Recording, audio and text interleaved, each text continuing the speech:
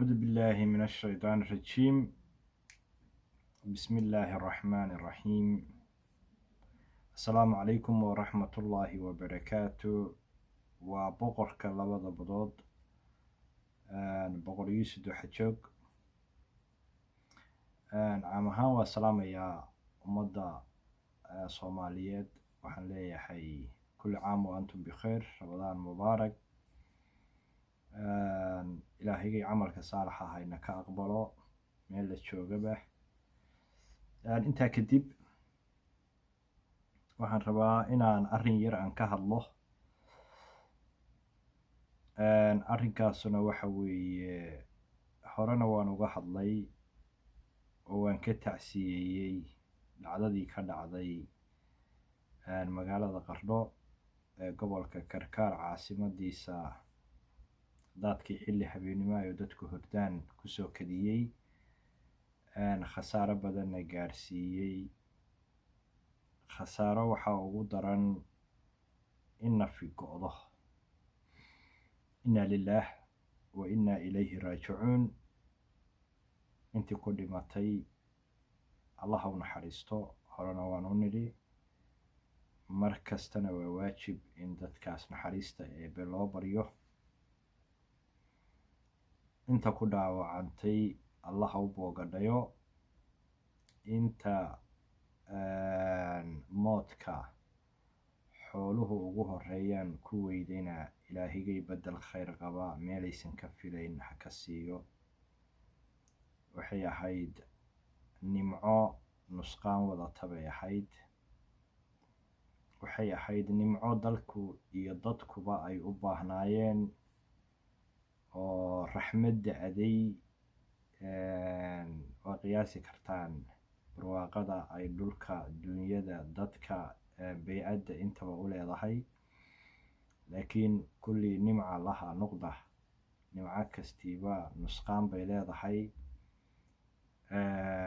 ilaahigay intaa haynoo ka dhigo. roobka inoo da-ayna midaynu ku barwaaqowno oo dhulku ku barwaaqoobo oo xooluhu caaniyo cad ku yeeshaan oo cudurrada jira ilaahigay ina kaga suuliyo. ilaahay haynoo ka dhigo. waxaan sidoo kale u ducaynayaa deegaamada kaleeto ee Soomaaliyeed ee dhibtaasu ay soo gaartay oo roobabkii da-ay ay waxyeeleeyeen. ma maqal cid baa ku dhimatay sida magaalada Burco iyo magaalada Baardheere iyo magaalooyinka kaleeto aan maqal. hadday dhimasho jirtana allah u naxariisto, hadduu dhaawac jirana allah u boogadhayo. hadday burbur hantiyeed jirtana alle bedel khayr qaba ha siiyo. caam ahaan Soomaalida meel kastoo joogaan allaha ku ammaansado, kuwa dal jooga iyo kuwa dibad jooga. waxaan rabaa inaan dhacdadaasu run ahaantii ka dhacday ay ugu baaxadda weyneyd tii ka dhacday gobolka Karkaar magaaladiisa Qardho. bacda tacsida kadib bashar baynu nahay. basharkuna waa inuu wax isweydiiyaa. doorkii uu qaatay madaxweynaha Puntland Siciid Cabdulaahi Deni xaqiiqiyan waxay ahayd door lagu ammaani karo.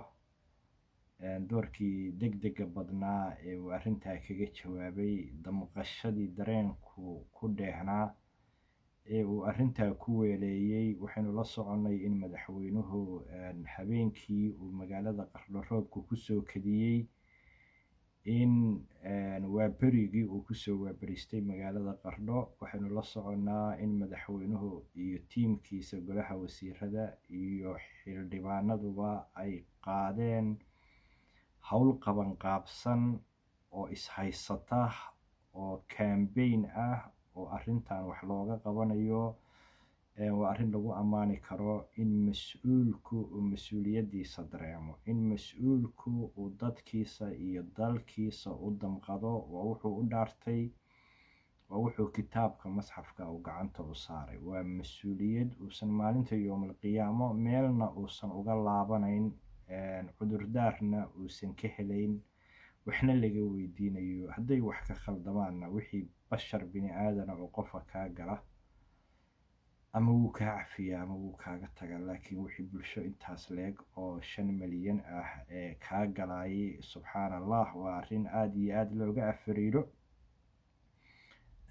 lagana boqo. waxa weeye maalinta aakhiro loo boqo. marka madaxweynaha dadaalkii uu qaaday iyo gurmadkii uu la soo gaaray saacado kooban dabadeed markay masiibadaas magaalada ka dhacday, aada buu ugu mahadsan yahay. waxaa sidoo kaleeto mahadsan dowladda federaalka ah oo iyaduna durbo baaq ku dhawaaqday, guddiyo u magacrowday inay arrintaa ka qayb qaadanayso ay sheegtay. waxaa sidoo kaleeto aada u mahadsan culimmadii iyo waxgaradkii iyo wariyayaashii iyo miidiyadii iyo wixii arrintan la kacay oo buunka iyo hoonkay wada yeeriyey, dal iyo dibad ay iswada qabsatay, abaabulkii quruxda badnaa, aada iyo aada wax loogu diirsado oo qulubtu ay ku faraxdo oo aada iyo aada maqsuud looga noqdo ayay ahayd sidii loo qabanqaabiyey arrintaa. qabanqaabadeedina maanta meel fiican ayay maraysaa, si fiicanna waad u socotaa. insha allahna waxaan ka rajaynaynaa intii ku wax iyo looday. aada waxaan uga tiiraanyeysanahay inantii 3da ciyaalka ahayd, ilaahigayba awalna ku siiyey, maantana kaa oofsaday. ilaahigay badel khayr qaba ha kuugu bedelo. waxaan rajaynaynaa arrintaasu inay meel fiican ay martay, si fiicanna loo qabanqaabiyey, hil iyo hoona ay heshay ayaan rajaynayaa. ilaa iyo hay-adihii, ilaa iyo qurbo joogtii, ilaa iyo dowladdii federaalka, ilaa iyo gobolladii soomaaliyeed, meel walba ayaa gurmad laga galay. arrintaas waa arrin fiican. ujeedka kilibkayga aan uga socdo ayaa wuxuu yahay dalka puntland waa 9 gobol oo aada iyo aada u kala fog. aniga boqor ahaan waxaan kasoo jeedaa bogcadda aan isleeyahay magaca puntland waa halkuu kasoo unkamay. waa bogcadda ugu istaraatiijisan guud ahaan soomaaliya, gaar ahaan puntland. waa gobolka ugu ballaaran uguna kheyraadka badan markii waxyaabaha wadanka kasoo go-a ama resourceka wadanka ku jira, macaadanta, waxa weeye wax walbo. waa meesha labada badood ay badda casina ay ku dhammaato, badda India Oceankuna ay ka bilaabato. waa meesha ay soomaalidu u aqoon dhowdahay ama ay ku tilmaansato markay jaha ka jaha tilmaamayso dhulka soomaaliya, ay tiraahdo raasi casayr ilaa iyo raasi kamboni. waa sababta laygu naanaysay boqorka labada badood. isim soomaaliyeed baan ahay, laakiin haddee halkaasu waa meel wanaagsan oo bogcad qaaliya weeye oo soomaaliya oo dhan macno weyn ugu fadhida. marka nuxurkii waxaan uga socdaa 2017 waxaa ka dhacay gobolka raasi casayr, waxaa ka dhacay duufaanihii Chapala iyo Mega ayaa ka dhacay. waxay u geysteen khasaaro aada iyo aada iyo aada iyo aada u badan. dad kuma dhiman, laakiin wax kale oo ay duufaani samayn lahayd bay samaysay. magaalooyin baa ku baaba-ay, wadooyin baa ku burburay. dadka deegaankaas joogayay waa dad badda ka shaqaystaa 80%. badda dabaal lagagama shaqaystay, gaadiid badeed baa lagaga shaqaystaa, agab baa lagaga shaqaystaa. wixii dadkaasu ay lahaayeen oo dhan ayay la tageen duufaanihii baddii soo kartay. waxa weeye 2 duufaanood oo iska dambeeyey. waxay gooyeen wadooyinkii, waxay la tageen guryihii, waxay magaalooyinkii bay soo galeen, beerihii bay fujiyeen, xoolihii noolaabay badda ku dareen. duufaantii markay badda iyo daadku uu isu kaashado, waxaan u malaynayaa gobolkaasu magaalooyinkiisa 80% waxay dherarsan yihiin, 2 badood ayay dheraran yihiin oo macniyan xeebtay ku yaalin. marka way u jilicsan yihiin markay baddu ay dareen galo oo ay mawjadaha hirarku ay soo jabaan. way u jilicsan yihiin magaalooyinku inay baddu kusoo fatahdo oo ay baddu magaalada soo gasho. haddii roob ugu darsamo oo roobkuna kor ka qabto badduna ay darbadowdo oo ay kacdo oo hirarhkeedu hirkii biyaha baddu joogoodu uu ka sara maro dhulka ka sara maro oo ay magaalooyinka kusoo fatahdo xagga birigana ay daadad kaga yimaadaan, waa arrin khatarteeda leh. waana arrinta labada jeer dhacday oo meega iyo jabaalaba ay ku sameeyeen. xilliga cabdiweli maxamed cali gaas ayaa madaxweyne puntland ka ahaa. dadka reer gardafuul way cawdeen, way dhawaaqeen, way qayliyeen. cid kasta oo ay islahaayeen dhawaaqiina waxbay ka qaban karaysaa ayay u dhawaaqeen. laakiin nasiib darrada dhacday ayaa waxay ahayd iska badaa in dhawaaqooda wax looga qabto ama looga garaabo ama looga halaahalo, bal waxaa dhacay loogama tacsiyen. waa xaqiiq jirta weeye. waa recording duuban, social mediaday ku jirtaa, meel walba ayaa warbixintaas laga heli doonaa. kolley waxaan u malayn doonaa in arrintaas barnaamijyo laga samayn doono. waxaa dhacay cabdiweli cali gaas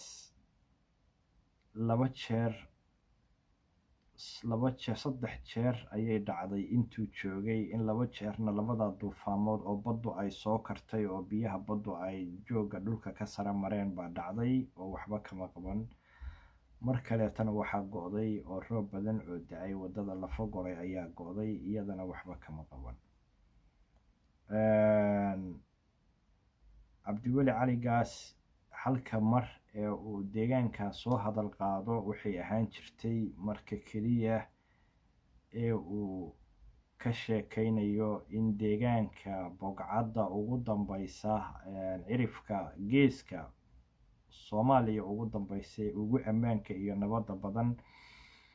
xilliga keliya cabdiweli uu soo qaado waa xilliga uu yiraahdo waxaan geynayaa ciidamadii BMBF iyo ciidamada Saracen ee imaaraadku uu fangarayo. anigu waatan la yiri maalinta yoomal qiyaamo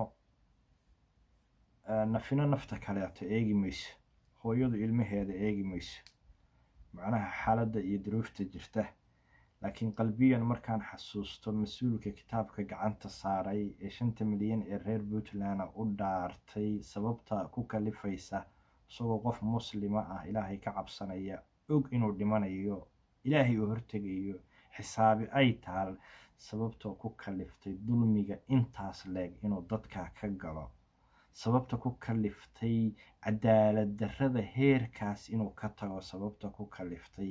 mararka qaarkood waxaan isdhahaa waxaa fiicnaan lahayd maalinta yoomal qiyaamo oo cabdiweli kelmadaha la weydiinayo, ila waa la weydiinayaa maalinta yoomal qiyaamo cabdiweli kelmadaha la weydiinayo, rabbigay uu su-aalayo maxaad cadaalad darrada u samaysay, inaan dhegeysan lahaa cudurdaarka oy ii furnaan lahayd oo ay wax suuragala ii noqon lahayd inaan dhegeysan lahaa cabdiweli wuxuu kaga jawaab lahaa. waayo qof waxaa ugu caqli liita qof 4 sano 5 sano 5 sano waa 60 bilood 60 bilood qof aakhiradiisa iyo insaannimadiisa iyo qiyamkiisa iyo dadnimadiisa ku iibsaday. 60 bilood maxay kuu goysaa? cabdiweli maantay waa madaxweyne bannaanka taagan, waxba ma hayo, nin dhalinyaro ah weeye, siyaasadda kusoo jiray, heer ka gaaray, madaxweyne puntland ka soo noqday, hortii ra-iisul wasaare soomaaliya soo noqday, hortii soo noqday wasiir dowladda federaalka ka soo noqday. in uu u cadaalad fali kari waayo 5 milyan ama 4 milyan oo reer puntland ah oo wixii la ogaa uu ka sameeyey.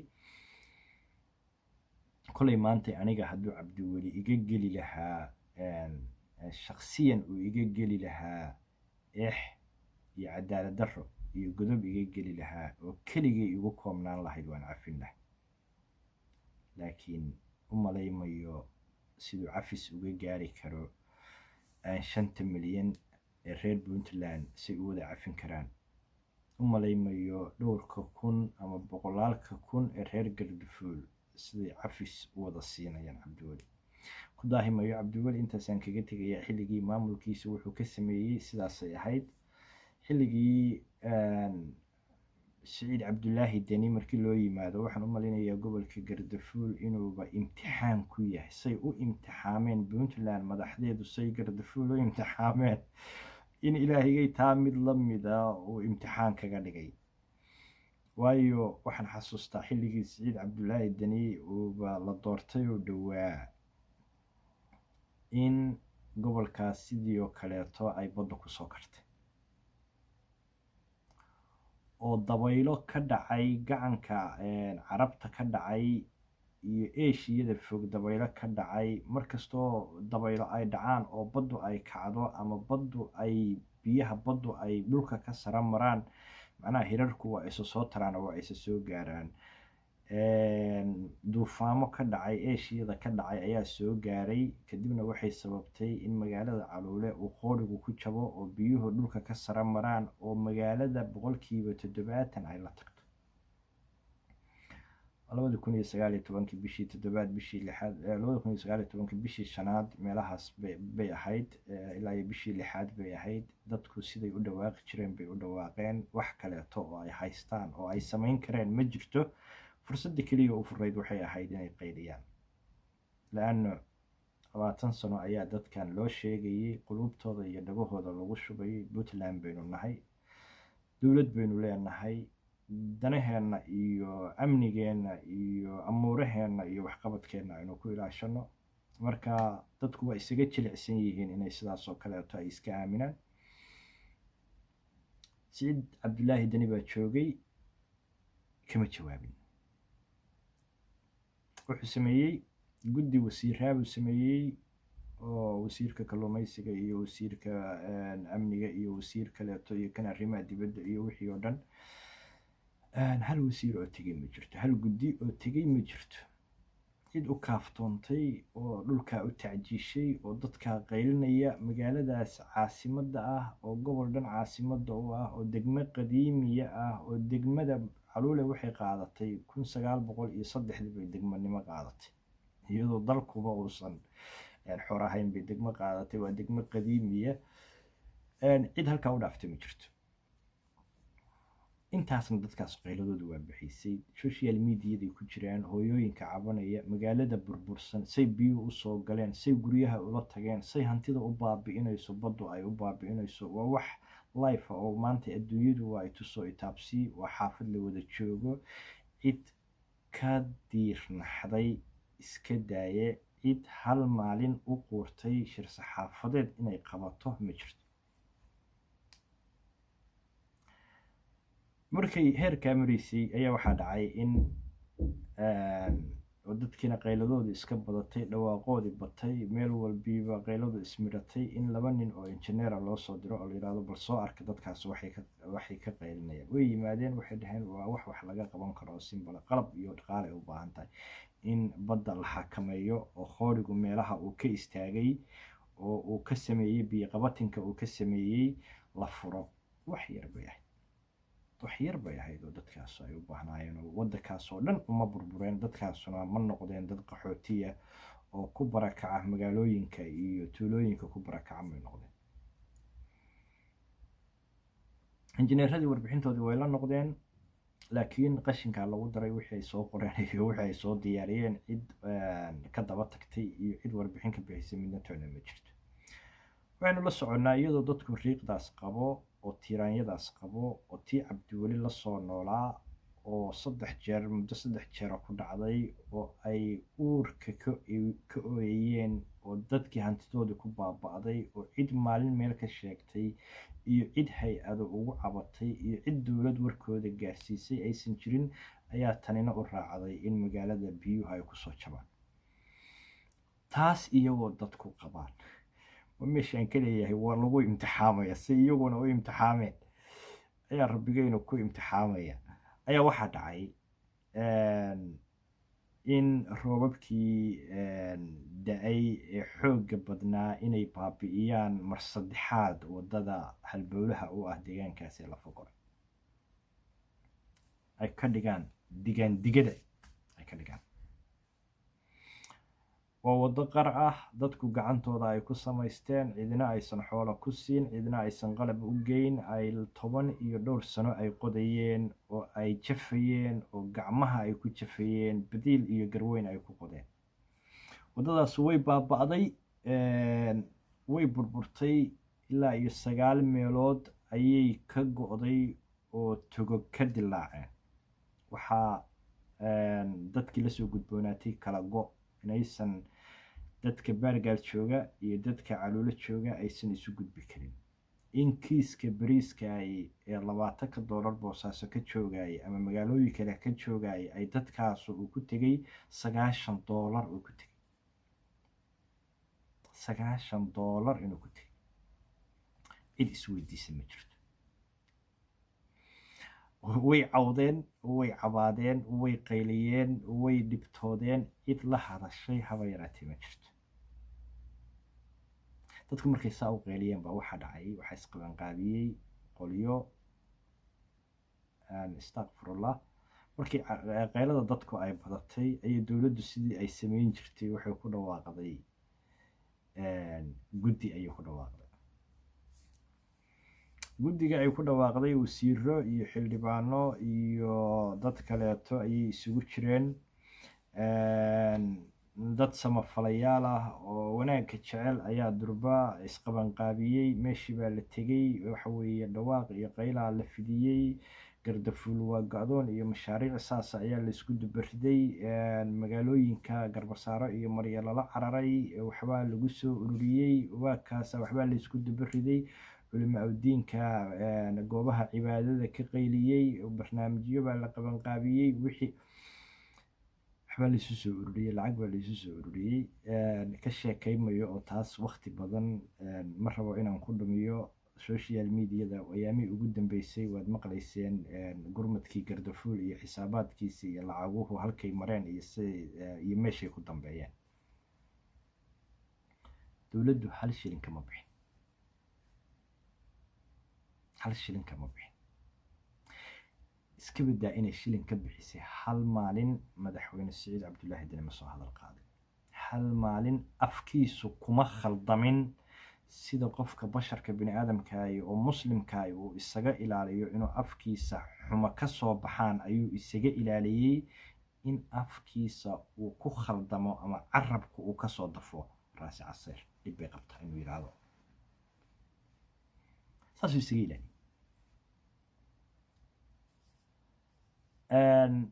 sidii cabdiweli tabtii cabdiweli anuu ma aqaan, ma qoraal qoran baa jira oo madaxtooyada buurta saaran ee Garowe yaallo oo gardafuul ka dhan ah oo laysaga tago. sidii cabdiweli uu samayn jiray wuxuu ka hadlaa marka keliya ee uu yidhaahdo waxaan geynayaa ciidamada BNBF ayaan geynaya. halkaa mar keliya ayuu ka hadlaa oo magaceeda soo qaada oo inay jirtaba uu ogyahay. qayladaas hadday dhacday oo dhibkaasu dhacay, dadku way cawdeen. cabashadoodii waxay gaartay dowladda federaalka. dowladda federaalka waxay ka yeesheen fadhiyo ayay ka yeesheen. kadibna wasaaradda masiibooyinka ayaa waxaa loo idmay in ay soo baarto oo baaritaan ay ku samayso labada degmo Afgooye iyo Caluule masiibooyinkii ka dhacay, daadadkii iyo roobabkii badnaa ay sameeyeen iyo wadooyinkii ay burburiyeen in ay warbixin kasoo diyaariso. waxaa durba la qabanqaabiyey in dowladda federaalka ay tiim soo dirto yimaada magaalada Caluule oo ay diyaarad lagu yimaado. arrintii ayaa waxaa ka warhelay Puntland. waxaa la yidhi ma dowladda federaalka baa xamar ka imanaysa oo Caluule tegaysa oo waxa weeye ina garab maraysa. arrintaa maxaynu kaga hortagnaa? maxayse tahay caqabadayna ku keeni karto?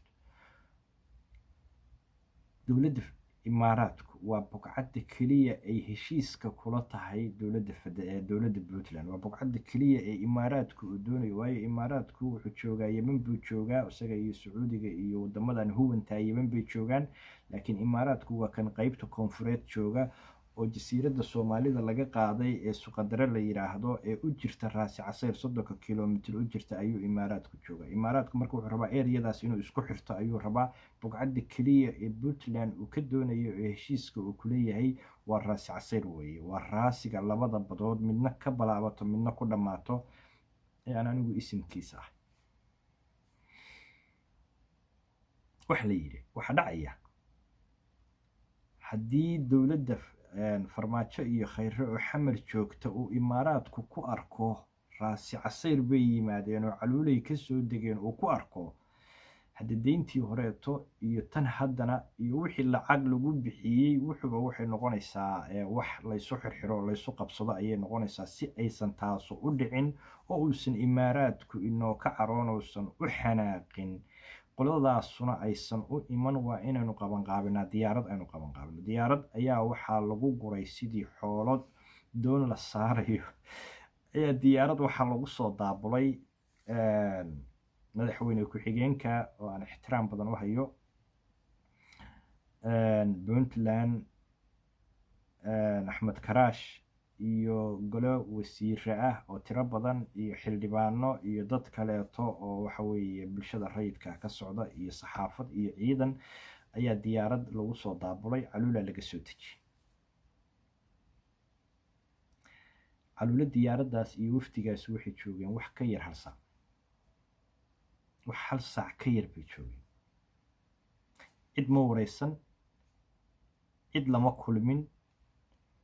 magaaladii caluule ee baddu ay la tagtay ee 80% xaafaduhu ay baddu la tagtay ma soo booqan.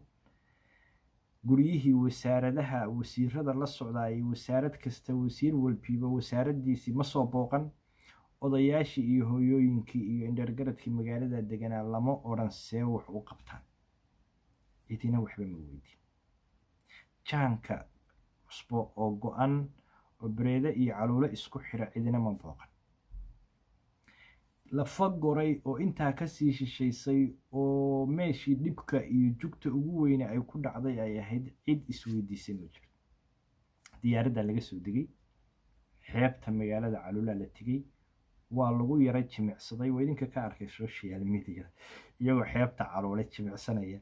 keliya waxay ahayd waxa weeye faakahaysi loo yimid in xeebtaas lagu qoraxsado, lagu ordo, lagu jimicsado. markay sii socdeen oo wax qadarkii saacadda ka yaraa ay sii socdeen diyaaradda ay sii korayeen ayaa wasiiradda haweenku waxay qaybisay boorso ay ugu jirtay duruuc iyo gogorado iyo garbasaaro iyo keeshariyo iyo wax saas ah. oy tiri waxaan ugu talagalay dumarkaan ugu talagalay. dadka halka jooga waxaa la yidhi meel madaxweyne ku-xigeen uu marayo oo intaasoo wasiir ay marayaan oo intaas oo waxa weeye ummada ay marayso in keeshariyo laga qaybiyaay waa yaxyax. marka klibkaygani wuxuu daaranaa, ma rabin inuu intaas ila sii dheeraado, wuxuu daaranaa qodobka raasi casayr ka hor istaagay deeqaha caalamiga, qodobka raasi casayr ka hor istaagay deeqda dowladda federaalka, qodobka raasi casayr ka hor istaagay wixii dadka muxsiniintaya ay la baxeen, qodobka raasi casayr ka hor istaagay in afka dowladdu aysan ku khaldami karin oo aan laga hadli karin, qodobka raasi casayr ka hor istaagay wax walbiiba. isla haddana qodobkaas ayaa wuxuu yaalaa baarlamaanka Puntland bilcagsigiisa. in kama xumin xaasha lillaah, cidina yaysan isku dayin inay sidaa u fasirto, laakiin waa isbarbardhig jira weeye oo taagan. isla qodobkaas ayaa wuxuu fasaxayaa in gobollada kaleeto ay intaasuba u fasaxantay, in dowladda federaalka ay dhaqaale geyn karto, in hay-aduhu ay dhaqaale geyn karaan, in waxa weeye dadku waxay soo ururshaan ay si toosa u gaari karaan. laakiin isweydiintu maxay tahay sababta raasi casayr cunaqabataynta intaas leeg ay u saarantay? maxay tahay raasi casiir sababta mushkiladeedu iyo dhibkeedu uu u yahay in ciidan la yidhaahdo, waxqabadkeedu uu u yahay in la yidhaahdo ciidan ha lagu daablo. Siciid cabdullaahi deni kitaab baad gacanta saartay, waad dhaaratay, laakiin waxa dhacayay wax ninka dhuumanayo dhabarku muuqdo, waxa dhacayay way caddahay. raasi casiir waxay istaahishay waxa ay gaalkacyo istaahisho, garowe istaahisho, qardho istaahisho, boosaaso istaahisho, magaalooyinka kaleetana ay istaahilaan. raasi casiir mas-uuliyadda kaa saarayd waxay ahayd mas-uuliyadda qardho kaa saaran bay ahayd. raasi casiir mas-uuliyadda kaa saarani waxay ahayd tii 3 habeenimo gaariga ku soo saartay. maxay tahay marka kala duwanaanshaha ay ku kala duwan yihiin raasi casiir wixii ka dhacay, calule wixii ka dhacay, lafagoray wixii ka dhacay iyo wixii qardho ku dhacay? 100 jeer baan ka tacsiiyey inaan ka xumahayna wixii ka dhacayna aan sheegay. xaqiiqiyan qardho dhimashaa ka dhacday, allah u naxariisto, mar walba waana leenahay. laakiin waxaa dhacay oo la isweydiinayaa waxa weeye, maanta puntland calaamatu su-aal baa saaran. puntland maanta calaamatu su-aal baa saaran. 9 gobol baynu nahay, puntland baynu leenahay, waa loo siman yahay, waa la wadaagaa, waa la wada yahay. maanta calaamatu su-aal baa saaran. dadku taas waxa weeye maanta way u jeedaan sida wax u socdaan, sida wax u dhacayaan way u jeedaan. calaamatu su-aalka idinkaa keenay, madaxda puntland ayaa keentay. waayo markaad dalka kala fadishaan, markaad mid cunaqabatayn aad saartaan, markaad mid cadaadis saartaan, mid kaleetana u dhegan nuglaataan, intaba waxa ku nool waa shacab reer puntland, intaba waxa ku nool waa shacab duruufaysan, intaba waxa ka dhacay waa masiibooyin. bal qiyaas, maanta caalamku wuxuu garowsaday kala xirnaanshaha la yidhaahdo stay home waxay tahay. shalay ma garowsanayn caalamku magaalada jeelka dusha ka furan ee qasa waxa ka socda ee ah cadaadiska, ee ah xanibaada, ee ah cunaqabataynta ee 13 sano saarayd. shalay caalamku ma garowsanayn, waayo may dhadhamin. laakiin ilaahigay waa laga yaabaa sababaha uu cudurkan coronaviruska usoo diray inuu dadka wax tusayo.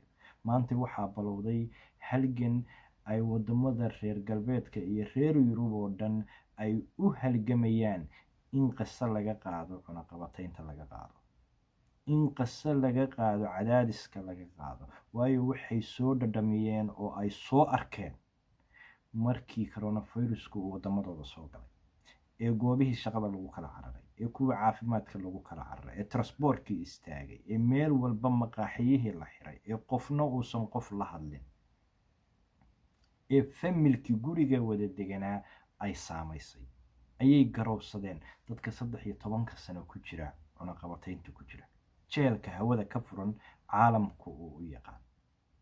Siciid Deniyow waxaad samaysay waa wax quluubta dadka reer puntland yaxyax iyo gaboodfal ku ah. waayo in shacabka reer puntland ay kala fadilan yihiin, inay siyaasaddu xun tahay anigu waan qabay, in resourceka uu yaryahay waan qabay, laakiin ma qabin wixii gobolka raasi casiir ku dhacay hadday gobol kale ku dhacaan, in dhaqsiyaha kan intaas leeg iyo degdega intaas leeg ee aysan reer raasi casiir aysan helin. anigu duruuf baan moodayay, laakiin ma moodeen qalbigu inuu buko, ma moodeen quluubtu inay dad bugto, ma moodeen. laakiin waxaan islahaa duruuf baa jirta. dadka reer raasi casiir waxay aaminsanaayeen duruuf baa jirta, awood la-aan baa jirta, laakiin waxaa la yidhi see tahay qalbigay u runtahay. may helin garowsiiyo reer raasi casayr, may helin garowsiiyo iska daaya tacsiyeyn may helin.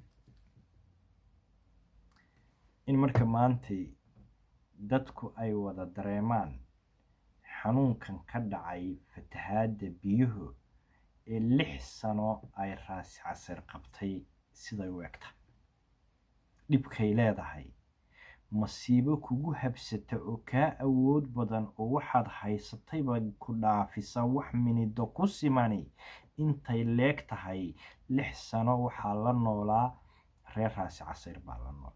maantana waxaa dareemi kara reer baardheeraa dareemi kara, reer qarlood baa dareemi kara, reer burcood baa dareemi kara. waxaa la rabaa marka dadkaas maanta iyagu dareemay inaysan keligood cune aysan noqon ee ay garowsadaan raasi casayr waxa ay 6 sano la noolayd ee cabdiweli uu dareemi waayey, ee uu fahmi kari waayey, ee uu cadaaladda rabbaaniga ku sugayo, ee siciidani uu fahmi kari waayey, ee uu dareemi kari waayey, ee uu cadaaladda rabbaaniga ku sugayo. waayo waa su-aal taagan oo rabbigay idin weydiin doono labadiinaba.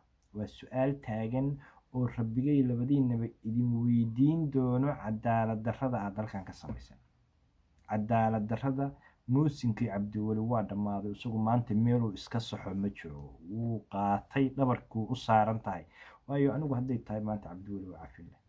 aniga hadduu wax iga sameeyey kolley dee waan ku jiraa, shacabka reer puntland baan ku jiraa oo cadaalad darrada tirsanaa.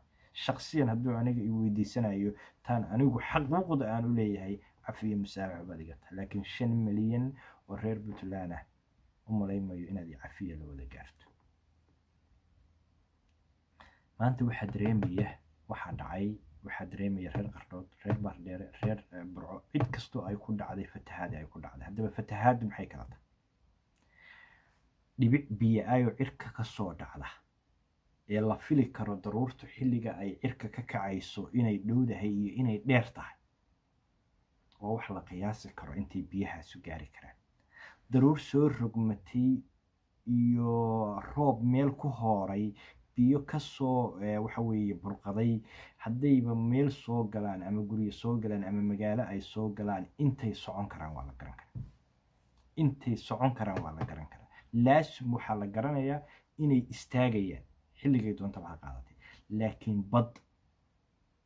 bad qulqulaysa ee kacday, ee duufaane ku kacday, ee aan dhammaanayn, ee aan joogsanayn, ee waxa weeye aan biyo soo yaraanaya ahayn, ummad ay ku dhacday ayaa ku nool puntland oo cidina aysan ogeyn, aysan cidina u garaabin, aysan cidina u tacsiyeyn, aysan cidina waxba u qaban. haddana waxaa la leeyahay waxaad ahaataan puntland, waxaad ahaataan puntland baad ahaanaysaan. waxqabadkiinuna wuxuu noqonayaa ciidanka imaaraadka si aan imaaraadku nooga xanaaqin.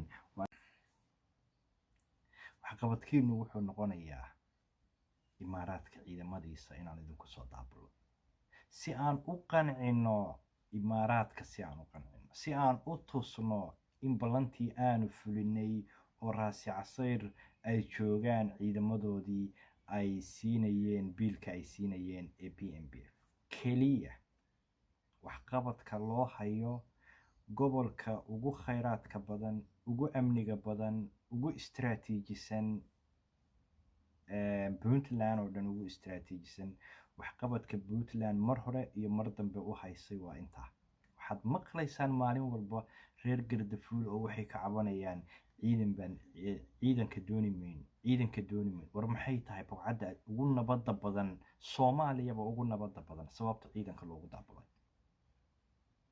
waxay arrinkaasu ilowsiisay ciidamada PMBF baan idiin keenaynaa. waxay dadka reer raasi casayr ay ilowsiisay in xaquuqdooda asaasiga ah ay kula dootamaan puntland, in waxbarashada ay kula dootamaan, in deeqaha ay kula dootamaan, in ay kula dootamaan horumarinta hay-aduhu ay bixiso ay kula dootamaan.